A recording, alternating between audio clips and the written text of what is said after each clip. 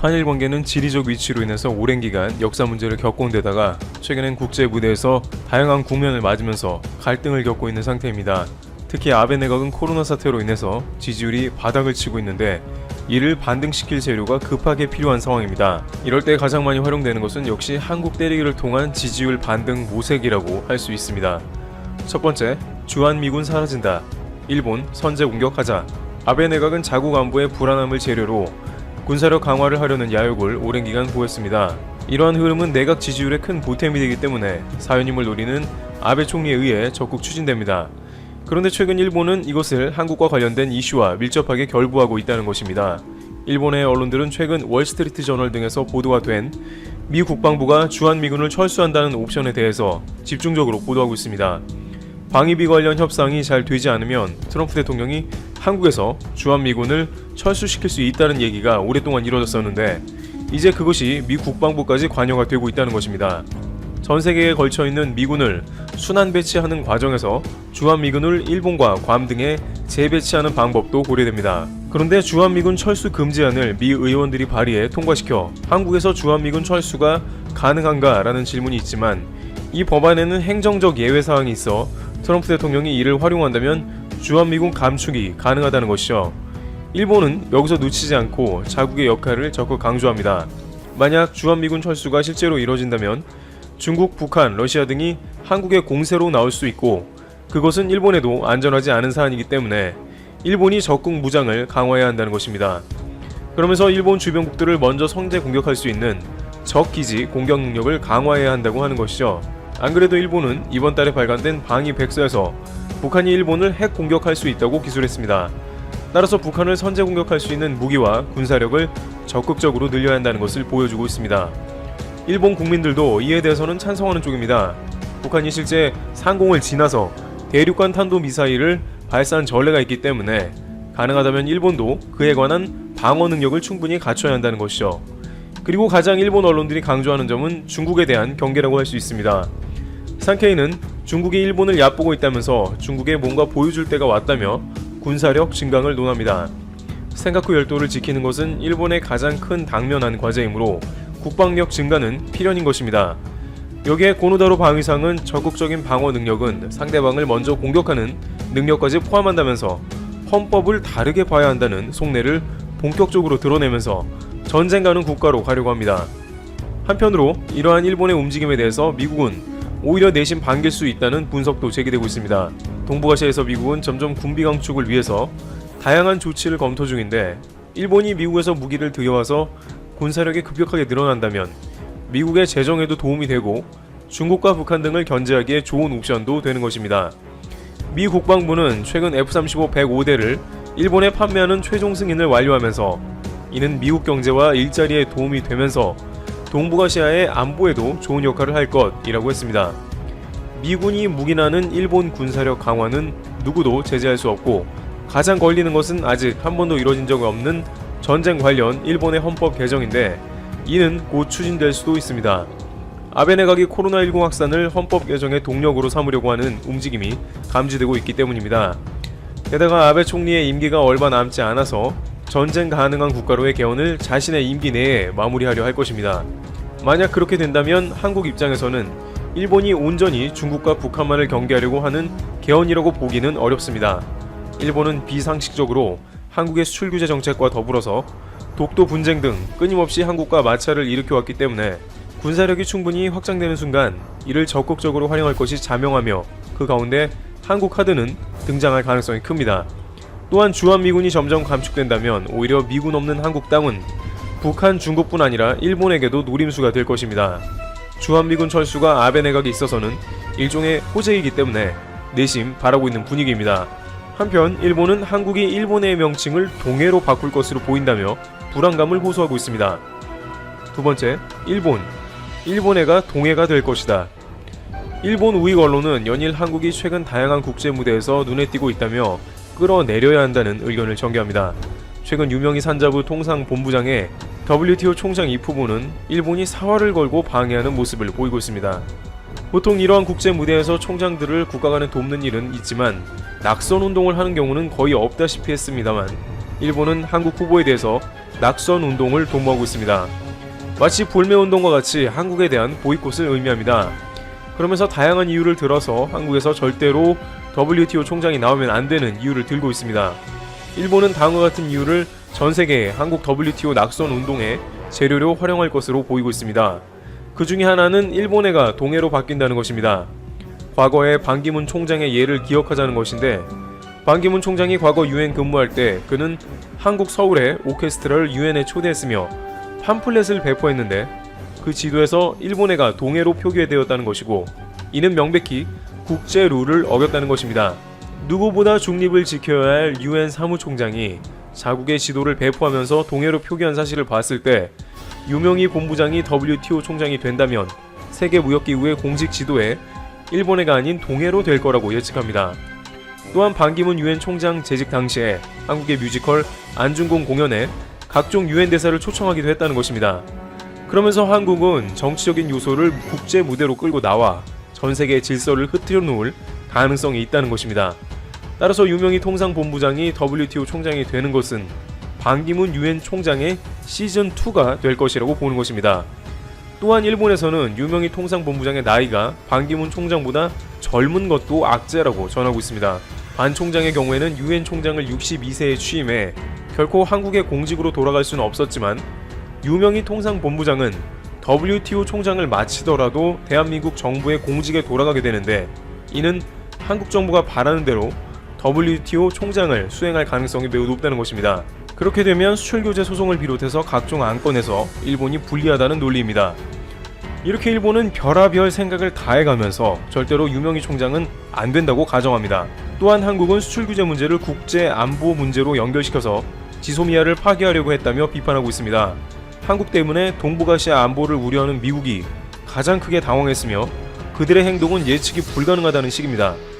일면 미국조차 크게 고려하지 않는 막무가내식의 한국이 국제 무대에 수장을 해서 되겠냐는 것입니다.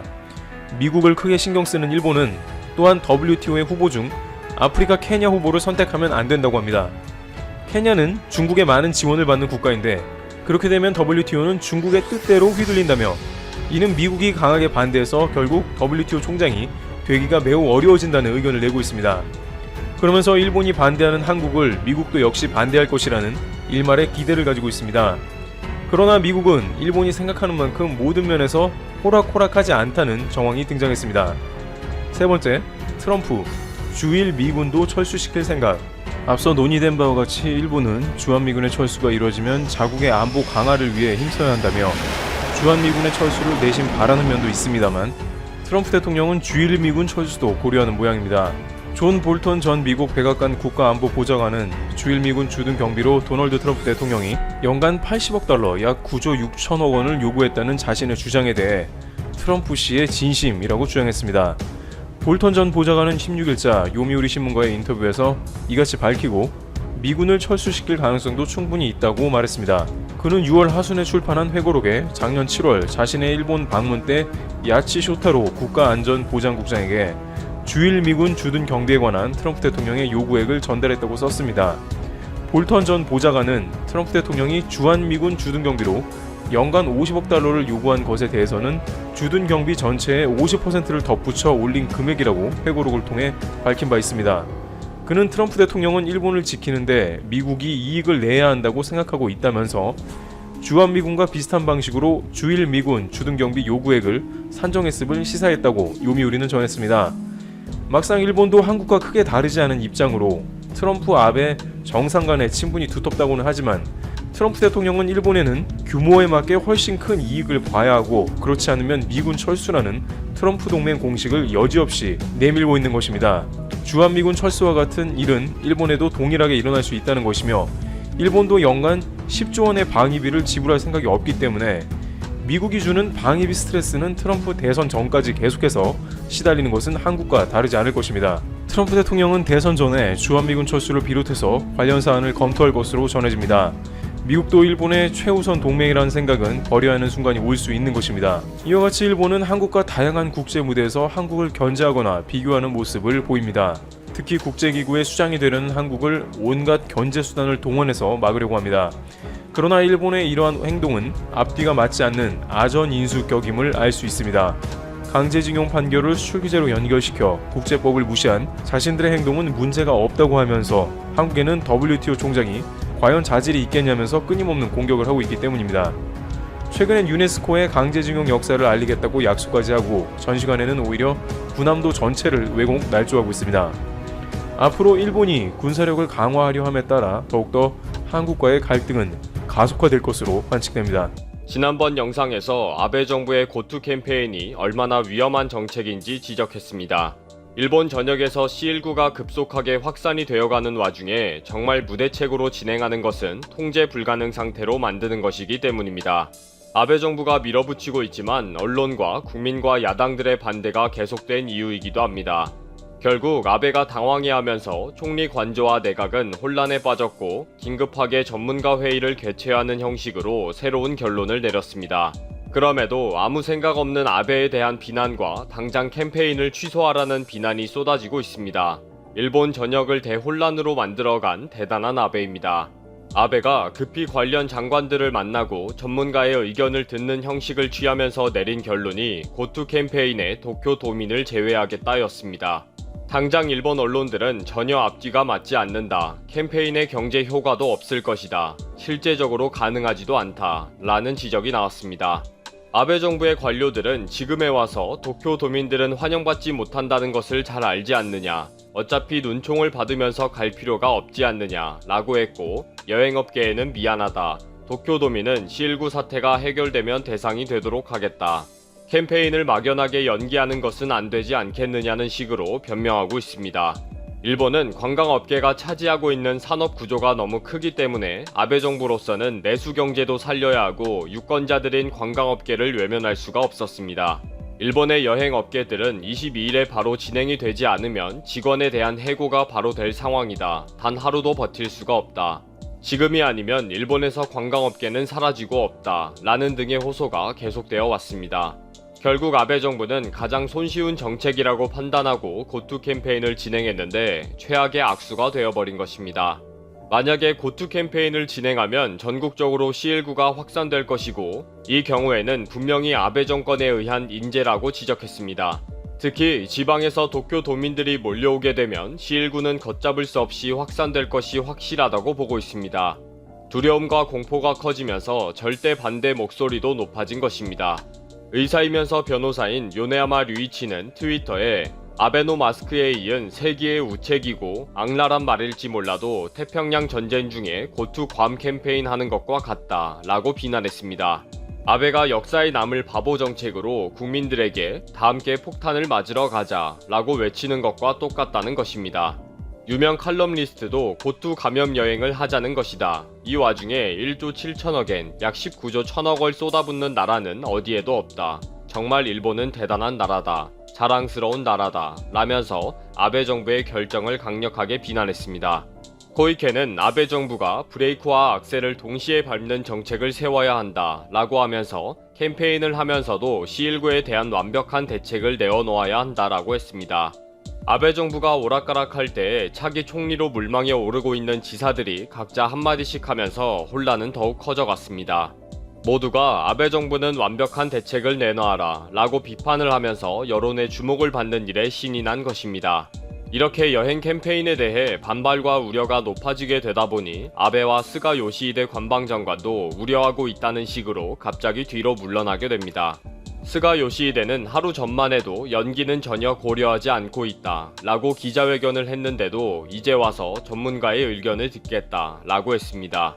15일 저녁부터 아베 관저와 정부 내에서는 혼란이 왔다 라고 보도되기 시작했습니다.